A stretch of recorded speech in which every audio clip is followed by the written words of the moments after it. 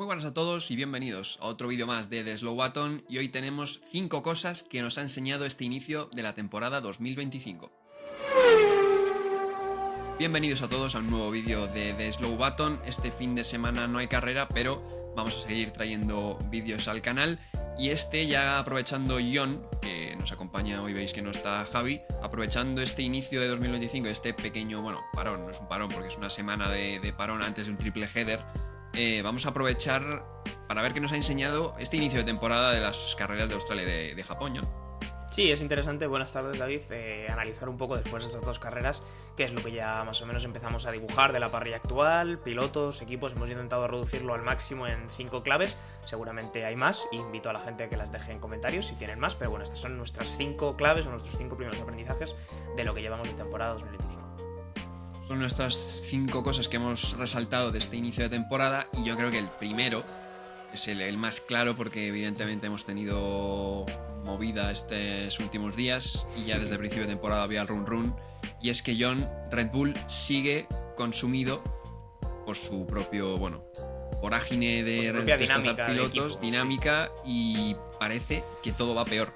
Sí, yo es cuando nos comentaba esta idea que tenía para el vídeo, lo he dicho incluso, Red Bull consumido por sus propios demonios, ¿no? Pero es un poco que ha intentado huir tanto de sus problemas que al final han acabado por alcanzarle, y el problema en el que se mete Red Bull en estos momentos es importante.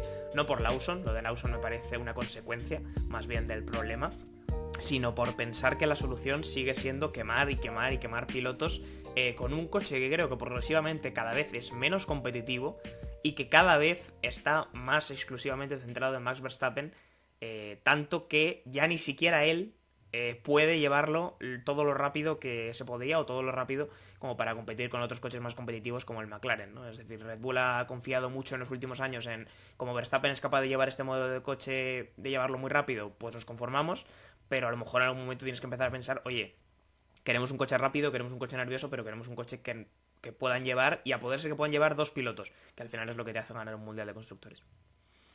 Claro, es que Red Bull, lo que dices tú, ¿no? Desde 2021 ficha a Pérez y más o menos se encuadra ahí porque gana el Mundial en 2021. No Red Bull, gana Mercedes, pero el Mundial de Pilotos sí lo gana Max Verstappen. Pero luego 2022 y 2023, que dices, tenemos un coche tan dominante que nos puede valer. Encima Checo, es verdad que en clasificación no estaba demasiado bien, pero luego acababa remontando las carreras, por ejemplo. Pero ya el año pasado no les valió, y yo creo que ya han llegado a un punto de no retorno quizás de algo que viene no de 2021, de algo que viene desde 2018, e incluso, Sí. incluso antes, ¿no? De 2015. Desde siempre, la verdad, que Red Bull ha quemado pilotos, porque en la época de 2012-2011, cuando Vettel ganaba los mundiales, recordemos a todos los Alguersuari, Buemis, Bernies, etcétera, que también salieron quemados. Lo que pasa que luego encontraron ahí un poco de instabilidad con Ricciardo y con Verstappen, pero Gasly, Albon, Pérez, Lawson, o sea, son pilotos que no son malos pilotos, pero que evidentemente han salido o de la Fórmula 1 o del Red Bull no de la mejor manera. Y lo que dices tú, antes se conformaban porque tenían a Verstappen poniendo ese coche, digamos, encima de donde estaba, pero es que ahora no le vale tampoco a Verstappen con poner ese coche por encima de donde estaba, porque ya tiene varios equipos encima. Claro.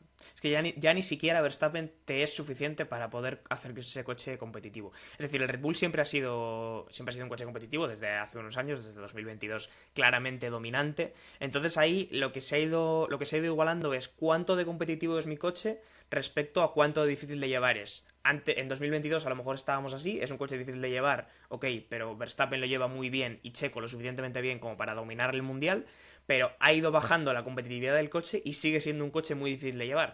Entonces, claro, te encuentras con una combinación en la que yo creo que ya hasta Verstappen, que precisamente manos no le faltan, ya ni siquiera es capaz de llevar el coche o de hacer ya milagros, que es prácticamente lo que haría falta con este coche, y entonces los Ferrari, claramente McLaren, incluso Mercedes, te empiezan a meter mano. Si eso le pasa a Verstappen, que está más que acostumbrado al Red Bull y que sin duda es el que mejor lo sabe llevar, porque al final es él el que prefiere un coche muy nervioso de delante, muy complicado de llevar porque es un coche que te puede dar sorpresas, pues imagínate los Liam Lawson, los Yuki Tsunoda que se va a subir ahora. Entonces, yo la pregunta que lanzo simplemente, David, es si Red Bull piensa que la gran solución a sus problemas está en el feedback que vaya a poder dar Yuki Tsunoda. Es decir, si Red Bull no ha sido capaz de solucionar sus problemas con el feedback que le da Verstappen, que Verstappen creo que lleva diciendo desde 2022 lleva mencionando los problemas que tiene el Red Bull. Lo único que mientras ganas mundiales da un poco igual. Pero Verstappen, yo antes veía una entrevista que ya en 2022 hablaba de los problemas que tenía el Red Bull. Si ese feedback no te ha sido suficiente para solucionar los problemas del coche, el feedback que te va a dar Tsunoda ahora recién subido al coche sí lo va a hacer. Me cuesta verlo. Yo creo que es lo de siempre. Están otra vez tirando balones fuera. El doctor Marco, yo de verdad no sé cómo en un equipo serio ese hombre sigue ahí, simplemente dando palos a los pilotos, a sus propios pilotos. Sí. No sé cómo sigue ahí porque está hundiendo a mucha gente psicológicamente. Yo creo que a muchos les ha tenido que dejar tocado que el doctor Marco esté ahí dando palos a diestro y siniestro. Lawson, que era su protegido, ahora lo bajan del coche y Tsunoda ahora de repente es un hombre nuevo que no le querían porque Tsunoda era un descarte y por eso no subió a Red Bull a principio de temporada. Entonces yo no sé qué pretenden en Red Bull y sobre todo hemos visto una cosa, John, que hasta ahora Verstappen sí que se había quejado en alguna entrevista igual, pero no habíamos visto a un Verstappen, digamos, tan rebelde, porque el otro día lo comentamos en Twitter y lo salió por mucha gente en Twitter, que Verstappen ya había dado like ya a alguna publicación que criticaba la gestión de Lawson, sí. La gestión de Red Bull, no porque no quisiera que se fuera Lawson o no porque se vea bien o mal con Lawson o con Tsunoda, sino porque yo creo que Verstappen ya es consciente de la sangría de pilotos que ha tenido a su alrededor y yo creo que habrá visto ciertas cosas que ha dicho, oye, es que igual no es culpa de ellos, ¿no? Entonces, Red Bull es un equipo en caída libre ahora mismo. Ya no solo por el coche, ha tenido fuga de talento a nivel ingenieros, Adrian Newey se ha ido, el tema de Horner el año pasado que también trajo más inestabilidad con el tema del chat de acoso, el doctor Marco siempre echando leña al fuego. Yo no sé qué análisis final sacamos del tema de Red Bull, si tiene algún tipo de solución, sobre todo hablando de que encima, para más Inri, hay rumores que dicen que el año que viene el motor Ford no va a ser para nada competitivo. Claro, es que creo que Red Bull claramente este año se la juega. Se la juega incluso desde se la juega desde el principio. Punto de vista de que Verstappen se puede ir. Y se la juega sobre todo a partir del Gran Premio de Japón. Tsunoda es el que tiene en sus manos acabar con esta vorágine, con esta rueda infinita de destrucción de pilotos en Red Bull. Si Tsunoda consigue sacar un rendimiento medianamente decente al Red Bull, cosa que me parece difícil, no por Tsunoda, sino por el Red Bull. Por el Red Bull, claro. Si lo consigue, frenará la velocidad a la que Red Bull está cayendo desde todos estos datos que tú estás comentando. Si no lo consigue, creo que Red Bull este año se la juega claramente y se la jugará para mal, de cara a que a lo mejor Verstappen empieza a poner malas caras. El contrato de Verstappen igual se va a otro lado. A la trituradora. Vamos después del paréntesis Red Bull, vamos con la segunda cosa que vamos a comentar de este inicio de temporada, y es de un equipo que quizás no esté tan mal como Red Bull, aunque en la tabla está peor que Red Bull, y es Ferrari, que por mucho Hamilton que fiches, John, Ferrari digamos que ha seguido cavando su propia tumba, como parece que lleva haciendo, ¿no? Desde aquel año 2008, desde que no ganan un título, tanto de pilotos como de constructores. Estos casi 20 años de sequía van a ser. O sea, más de... Sí, ¿qué te voy a contar a ti de Ferrari, David? Casi 20 años de sequía de un título de cualquier tipo. Todos los años son el año de Ferrari hasta la primera carrera, más o menos. Ha fichado a Hamilton, es verdad, tienes a Charles Leclerc, es decir, un problema de manos precisamente no tienes en el equipo, pero en Maranello todo a grandes rasgos sigue igual y desde luego que no vemos ahora mismo que Ferrari tenga en su poder o en su capacidad el resolver esta situación, y con resolver esta situación me refiero estrictamente a volver a ser un equipo que por historia y legado debería ganar mundiales. No porque tenga que ganarlo todos los años, sino porque lleva casi 20 años sin hacerlo. Entonces, creo que ya la historia llama a las puertas de Maranello y decir, oye, ya va tocando. Está bien ganar carreras y está bien pelear mundiales, pero va tocando ganar uno. Y todos los años son el año de Ferrari, pero nunca lo es. Y sobre todo que da la sensación de que todos los años es lo mismo, en el sentido de que en Monza van bien, ¿no? En algún circuito puntual van bien, ganan carreras, pero luego el año pasado están medio cerca al final de ganar el campeonato de constructores, porque hasta la última carrera se pelea con McLaren, pero es verdad que, claro, este año partes de la base te dicen al principio de temporada, vas a estar peleando con McLaren, Red Bull no va a estar bien y ya estabas por delante de Mercedes, te esperas que estuvieran ahí. Claro. Y claro, es verdad que en cuanto a rendimiento puro podemos estar hablando de que van mejor que Red Bull, pero yo no sé si van mejor que Mercedes, mejor que McLaren no van, y aparte de que vas peor que Red Bull, es que se te han colado incluso equipos por delante en la clasificación porque la has liado en las dos carreras. Claro, es verdad que lo que pasa en China es una cosa sin precedentes, y lo es literalmente sin precedentes porque nunca se habían visto descalificados los dos pilotos de Ferrari de una carrera. Pero al fin y al cabo es un error. Quiero decir, si tú no eres capaz de terminar la carrera dentro del reglamento que te marca la FIA de peso, altura, grosor de la tabla debajo del coche, etcétera, etcétera, es un error del equipo. Un error del piloto, un error del equipo, como lo quieras mencionar. Pero al final son pequeñas cositas que van minando al equipo y En que año tras Australia, año... error de estrategia en Australia. Claro, en Australia error de estrategia, que esos son clásicos, y llegarán otros y serán errores de pit stop, y llegarán otros y serán errores de elección de neumáticos, etcétera, etcétera. Pero Ferrari siempre da la sensación de que cuando parece que la oportunidad está ahí, porque Red Bull no funciona, Mercedes no está tan fuerte, McLaren es un coche competitivo, pero la pareja de pilotos deja alguna duda, siempre son capaces de inventarse algún recursito que es el palo en la rueda para que no llegue el Mundial. Así que es un poco frustrante, la verdad, por parte de Ferrari. Sí, porque medios hay, manos hay en los pilotos, pero bueno, Sí, digamos que han vuelto a repetir un poco la vorágine y de nuevo va a ser otra vez abocarse a todo, a un nuevo reglamento, como ya pasó en 2022, como lo sí. pasó antes también en 2017 y como lleva pasando tantos años. Pues vamos ahora con la tercera cosa que nos ha dejado esta mitad de temporada, que yo creo que es de las más claras y es la que todo el mundo está comentando, y es la máxima igualdad que hay, sobre todo en una zona media que ya no sé yo si podemos definir como tal, zona media. La zona media para mí ha sido borrada del mapa desde este inicio de temporada. No existe la zona media, no hay zona media, porque eso indicaría que hay una diferencia clara entre unos equipos que están muy arriba y unos equipos que están muy abajo, y que tienes ahí una terna intermedia, nunca mejor dicho, que está en la pelea. Pero es que es lo que os decía yo antes, creo que por debajo de los cuatro grandes, McLaren, Ferrari, Red Bull y Mercedes, con los problemas que hemos comentado de Red Bull y los problemas que hemos comentado de Ferrari, por debajo es básicamente un sálvese quien pueda, es la jungla. Es no tener errores, es que te beneficie el circuito, es que aciertes con el setup del coche. A lo mejor luego la temporada se va estabilizando y empezamos a dibujar más claramente una zona media. Evidentemente, las puntuaciones se van a ir sumando, pero ahora mismo... Vale que me puedas decir que Sauber es un coche menos competitivo que el Williams o que el Alfa Tauri, pues seguramente lo es, pero que se da una carrera loca como Australia por la lluvia o como China por las descalificaciones y de repente suma sus buenos puntos Sauber. Entonces, tanto a nivel de rendimiento como a nivel de puntos, me parece que la zona media está muy, muy, muy, muy desdibujada y es muy borrosa. Sí, sobre todo porque venimos de un Gran Premio de Australia donde decimos, "Buah, Haas no está, Haas horrible, sorprende porque Sauber parece que iba a ser el peor equipo. Correcto. Sauber mete 6 puntos en Australia, que sí, que por la lluvia, por los accidentes, por lo que sea, por la mala estrategia de algunos equipos, pero de repente llega China, seco, condiciones más normales que Australia, y Haas te mete 14 puntos. O Sí, sea, sí. es una cosa que no tiene ningún tipo de sentido. Y ahora mismo el último equipo de la tabla es Alpine, que tiene 0 puntos.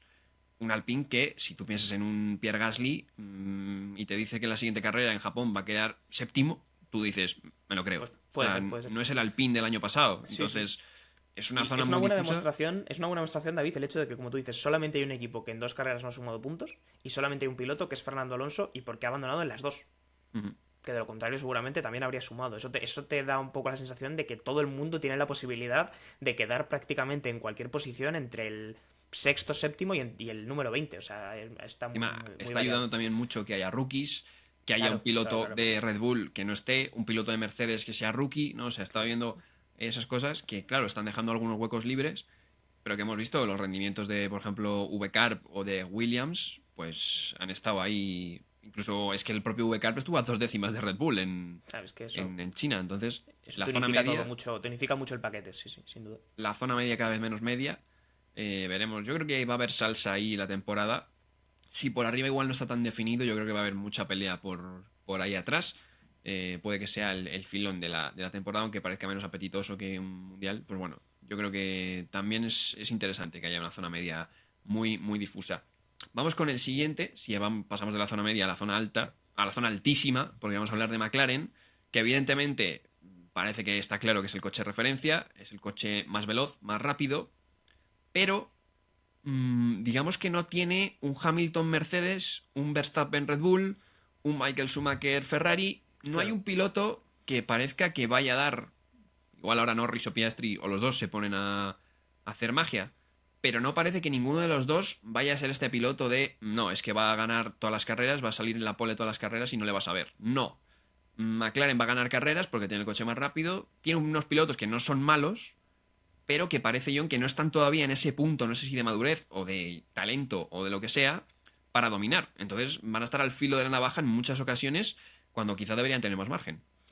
Y eso creo que es una buena noticia en realidad porque hace que el mundial también pueda ser interesante en la parte de arriba. Quiero decir, los mundiales menos interesantes y más aburridos son en los que tienes muy definida la dupla de mejor coche con mejor piloto. Durante muchos años Hamilton se paseó por la parrilla, sobre todo porque tenía el mejor coche, pero también se puede discutir que en ese momento fuese el mejor piloto o el más en forma. Y Verstappen con Red Bull ha hecho lo mismo, mejor coche con mejor piloto. Pero McLaren no tiene eso. McLaren puedes poner en duda que tenga, a lo mejor sí es la mejor pareja, pero por individualidades no son los dos mejores. Entonces, ¿que McLaren puede pasearse en el Mundial de Constructores? Pues a lo mejor sí, pero en el de pilotos se abre ahí una puerta que yo creo que no hemos tenido en años anteriores y que puede hacer muy interesante este Mundial. Sí, sí, sobre todo porque van a tener que hacer muchos fines de semana, o los haces perfectos o no tienes esa Claro, eso es. ventaja de, quiero decir, en cualquier momento un Russell, un Leclerc, una carrera que vaya bien o un Verstappen te salen delante por estrategia y no es tan difícil, no es tan fácil adelantarlos. Entonces McLaren va a tener que andarse con cuidado, ya no solo Norris y Piastri, que van a tener que mejorar el nivel que ofrecieron el año pasado, sino también a nivel equipo McLaren estratégico, tener las cosas claras, porque parece que es una dominancia que, bueno, a expensas de que llevamos dos carreras, claro, esto igual llevamos 10, ahora llevamos 10 y han ganado todas Norris y dices, bueno, ¿en qué momento dijimos esto, Sí, no? sí. Pero ahora mismo parece que no va a ser esta simbiosis piloto-equipo como ha habido en otras épocas de dominancia Y de... lo que sí te iba a decir, David, es que creo que Piastri, por ejemplo, dejó muy bien marcado el camino de cómo tiene que hacerlo McLaren en el Gran Premio de China.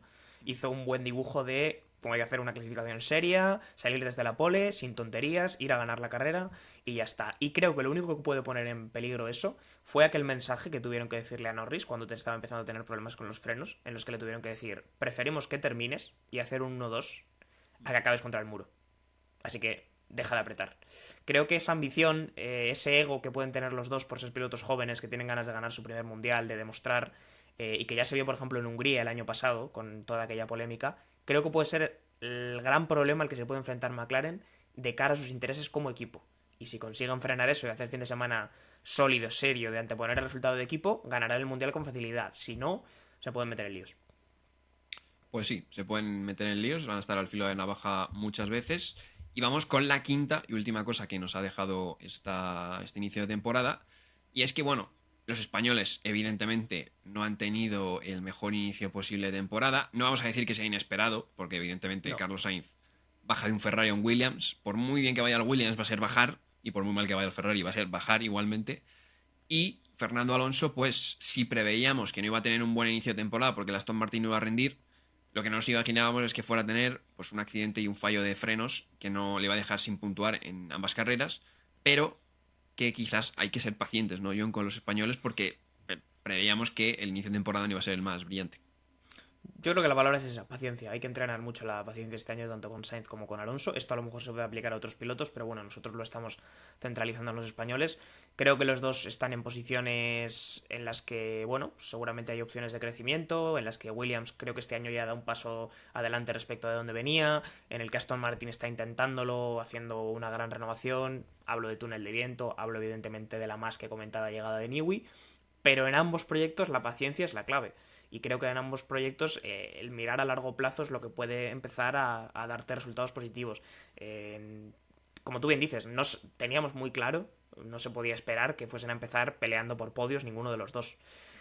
A lo mejor en ese sentido lo que comentábamos antes de que no haya media tabla, pues es una buena noticia, porque tan pronto estás noveno como estás quinto. Es una buena y mala noticia a la vez, pero creo que la paciencia este año vamos a tener que trabajarla mucho, tanto con Sainz como con Alonso, y pensar eso, que son proyectos que están con la flecha para arriba, pero bueno, que el destino no está cerca precisamente. Justamente lo dijo Fernando Alonso que lo bueno de este año es que el equipo que ganara 2 o 3 décimas no iba a ganar 1 o 2 posiciones, sino que iba a ganar 7 Sí, o correcto. 8. Entonces, en ese sentido, hay que tener paciencia y sobre todo paciencia para el 2026, que yo sé que esto nos estará escuchando alguno y nos estará diciendo, sí, claro, como en el 2022 y como en el 17 y como... Sí, pero así funciona la Fórmula 1, quiero decir, Básicamente. son Claro. ciclos, hay que destinar, nos guste o no, recursos para el año que viene, porque va a ser una normativa muy, muy novedosa, y ahí sobre todo Aston Martin, pero también Williams, ya lo comentó el año pasado con el tema de los accidentes, que igual este año se ahorraban presupuesto para evidentemente enfocarlo todo en el 2026. Y es un año para Carlos Sainz de transición para acostumbrarse a ese Williams y de Fernando Alonso de a ver si por fin el Aston Martin mejora, que yo creo que es la única, el debe que tienen, ¿no? Que no hace falta que ganen carreras ni que hagan podios, todos tenemos ganas de que pase eso, pero yo creo que este año Alonso, con que el coche mejore, que es algo que no ha pasado en 2024 y 2023, yo creo que por ahí va a estar contento. Sí, sería con que haya una mejora, una sensación de que las cosas pueden ir hacia arriba, sobre todo de cara a 2026, será una victoria para Aston Martin, pero está más que claro que su proyecto no podía estar centrado en este año y que tiene que estarlo en el año que viene, porque más allá de rumores o no rumores, Newey empezó a trabajar en Aston Martin el día 3 de este mes, el día 3 de marzo. Ayer, como quien dice. Que es ayer, y tampoco es que entró por la puerta el primer día y ya estaba tirando líneas y dibujando el coche del año que viene. Hay que aclimatarse a un nuevo equipo después de llevar sobre todo tantos años como llevaba Newey trabajando en una estructura muy distinta como es Red Bull. Entonces tiene que llegar, asentarse en su despacho, conocer a la gente, conocer las instalaciones, entender las prioridades del equipo, cómo se trabaja en un sitio nuevo, y a partir de ahí pues empezar a aportar su talento, que seguramente va a ser importante para Aston Martin. Es muy difícil que Newey no sea importante a un equipo al que llegue, pero pensar que se va a poder cambiar algo este año es iluso, o sea, no creo que sea realista. A partir de 2026 la cosa cambiará, y como tú bien dices, David, no te puedes permitir como equipo, y sobre todo como equipo que está en ascenso, en la media tabla, destinar más recursos de la cuenta en este 2025, No tiene porque sentido. dices, bueno, estás tirando un año a la basura, ya, pero es que si fallas de cara a 2026, a lo mejor tiras los siguientes 5. O te pasas los siguientes 5 intentando remontar lo que pudiste haber hecho antes. Entonces creo que el enfoque de Aston Martin en ese sentido es claro, que van a dedicar tal vez un 25% de esta temporada a desarrollar este coche y el resto a desarrollar el que viene, el de la temporada que viene, porque de lo contrario te puedes arrepentir y mucho cuando llegue la nueva normativa, porque va a ser un cambio de paradigma, nadie sabe dónde vamos a estar, y imagínate que de repente das una sorpresa, o por el contrario, no la das y te quedas muy atrás por no haber trabajado en el coche. Pues estas han sido más o menos las 5 cosas que hemos sacado en conclusión, que hemos aprendido que de este inicio de temporada 2025. Como decimos, llevamos 2 carreras, esto puede tomar derroteros inesperados, sobre todo eso, ¿no? Con los equipos de arriba. Igual Red Bull ahora da la campanada a su noda, McLaren se pone uno de los 2 pilotos en modo martillo, pero de momento es las cosas que hemos concluido, que hemos extraído de este inicio de temporada. Así que nada, John, hasta aquí todo. Estaría bien revisitar esto, David, cuando llegue al parón de mitad de temporada o algo así, y ver en cuántas hemos acertado o sobre todo en cuántas hemos descarrilado estrepitosamente. Pero sería interesante. Y lo dicho, dejadnos en comentarios alguna, bueno, qué pensáis de estas conclusiones, y si tenéis alguna más, algún análisis que hacer, pues también ponérnoslo en los comentarios. Y nada, de momento vamos a dejarlo por aquí. Subiremos este vídeo más o menos, bueno, por donde la carrera, ¿no? Para sí, matar el gusanillo. El gusanillo del fin de semana. Del fin de semana. Y luego tenemos también preparado otro episodio por ahí para soltarlo durante la semana, antes de llegar a la semana del Gran Premio de Japón, que ya veremos si hacemos una previa o ya directamente nos metemos en el lío con el fin de semana. Así que nada, un saludo a todos, nos despedimos por aquí. Chao, chao. Chao.